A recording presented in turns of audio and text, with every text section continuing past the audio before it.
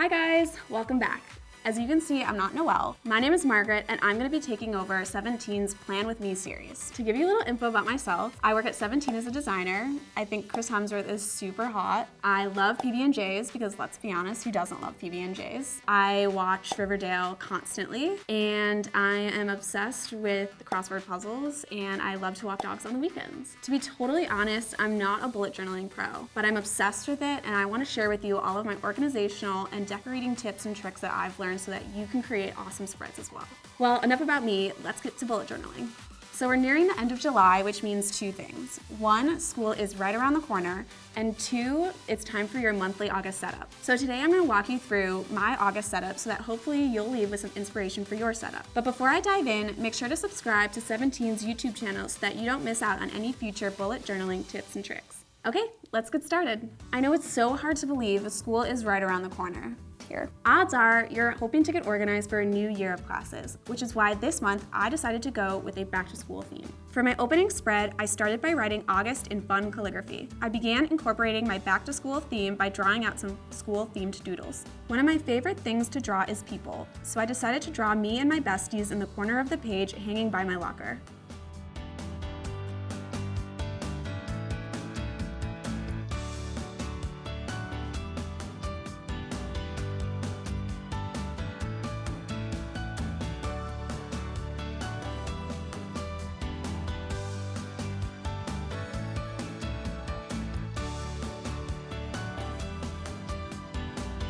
I moved on to drawing some more doodles by drawing a lunch bag on the top and the bottom of the page. Something I like to do when drawing doodles around a word is duplicate the doodle on both the top and the bottom. So I did that with the rest of my doodles on this page. After I was done drawing my doodles, I colored the whole page in.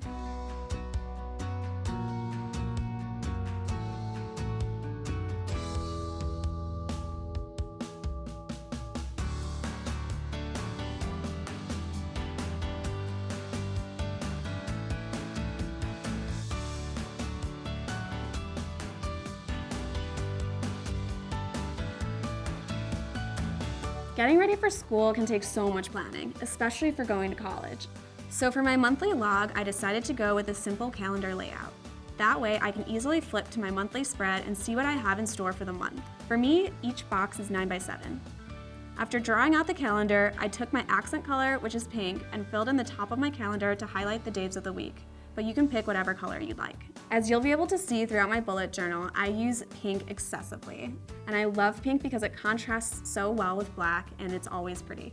Next, I wrote out the days of the week over the accent color and continued on by numbering each box of the calendar with the day of the month.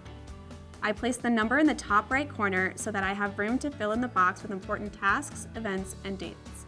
To add some depth to the calendar, I created a drop shadow around the edges. To create the drop shadow, all I did was add some extra highlights to the bottom and sides of the calendar, and then instead of coloring that extra space in, I added some vertical lines.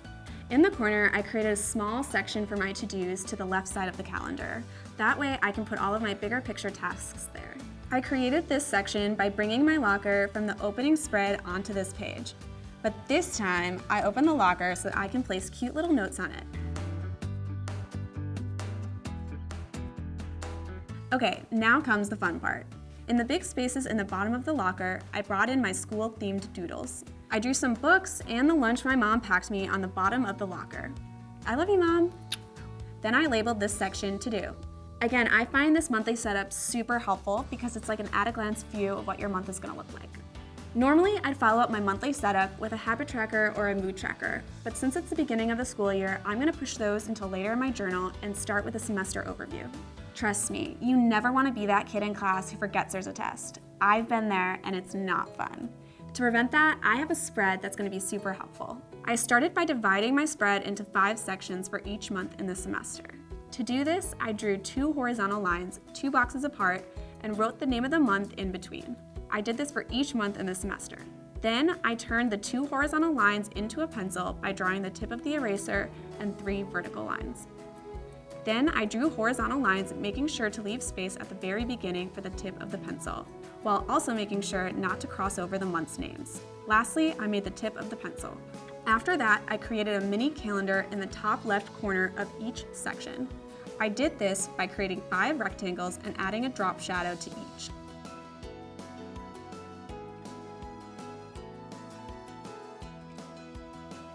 Then I wrote the first letter of the day of the week across the top, and then the numbers of the month following that. Following my mini calendar, I drew out a doodle of a spiral notebook with 11 horizontal lines in it. I then repeated this for each month's section.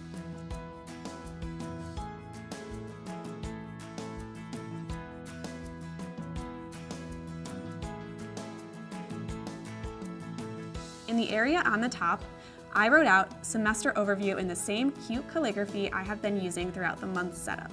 Now, once school starts and you receive your syllabus for the semester, you'll be ready to fill in the spread. To use this spread, first create a color code at the top of the page to differentiate the classes you are taking. For example, purple is math, history is orange, bio is yellow, art is blue, writing is green, and health is red. And just to bring in my back to school theme, I drew an apple and books around the title. After my entire spread was set, I colored everything in.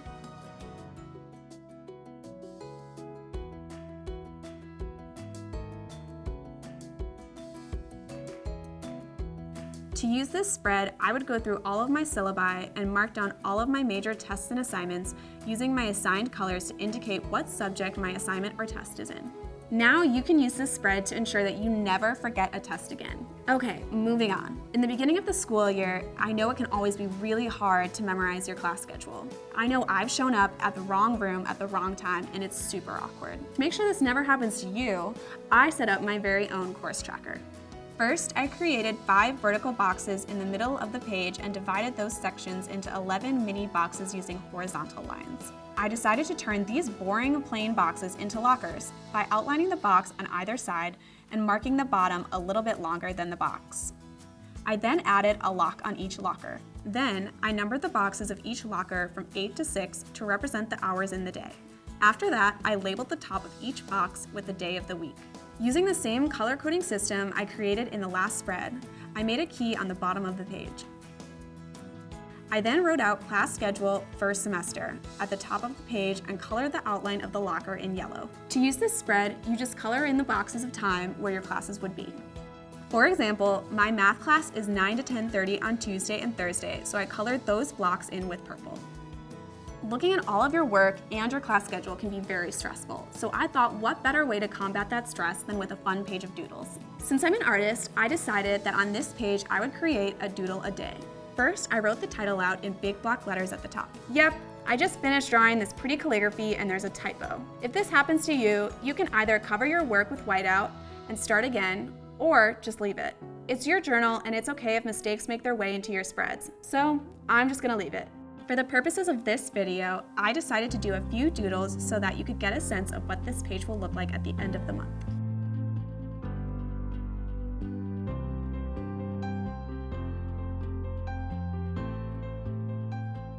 I find pages like this really nice to look back to when I am flipping through my journal. The next spread in my monthly setup is a weekly spread. To create this spread, I drew 6 equally spaced boxes and turned them into little banners. These boxes are where I can place any of my tasks and events for the week. I filled in the banners with 7 horizontal lines. Then I drew a big pencil down the middle of the page to bring my school theme onto this page. After that, I drew the pencil on the other page and finished off the doodle with little lines on the bottom so that it looks like I'm writing words. You can also add a post-it note in the corner of the page for reminders and goals like I did here. To do this, I just added some doodle scotch tape above the post-it and wrote reminders in it, and then duplicated that on the other side but wrote goals in the bottom corner of the section. In the open space on the bottom of the spread, I created a study log to track the numbers of hours I studied in a week. I simply created a graph with the days of the week on the bottom and the hours I want to study on the vertical axis. To complete the graph, I titled it Study Log. The last step is to add the days of the week on the side of each banner, and in the last banner, I wrote weekend.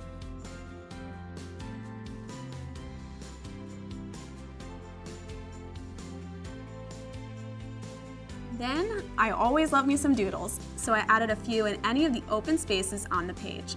I drew a book bag stuffed with books and then little beakers on the side of the spread because I weirdly loved science in school. And just so you guys know how to use the study log in the bottom, I filled it out as a bar graph.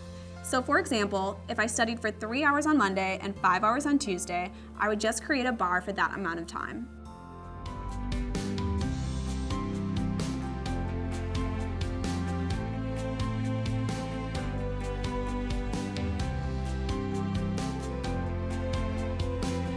It is also optional to add a drop shadow to your days with an accent color. I like doing this in my bujo because it makes the word pop.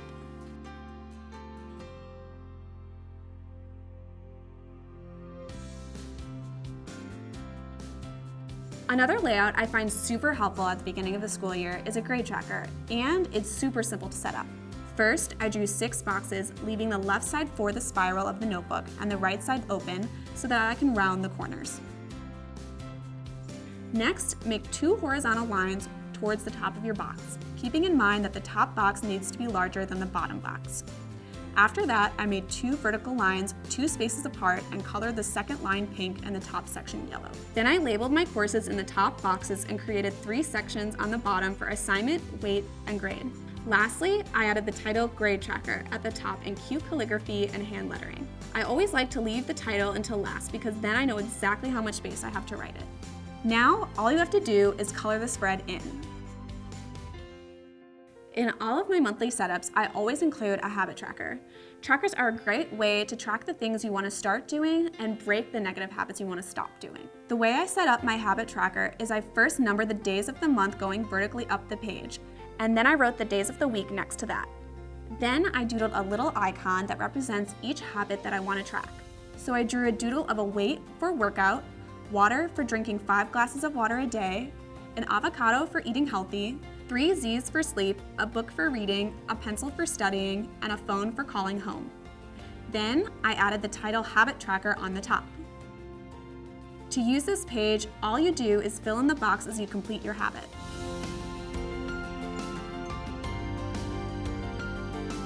That's it! I'm so excited to be your new Bujo Queen, and I really hope that this video helped you figure out how you want to set up your bullet journal for the start of the school year.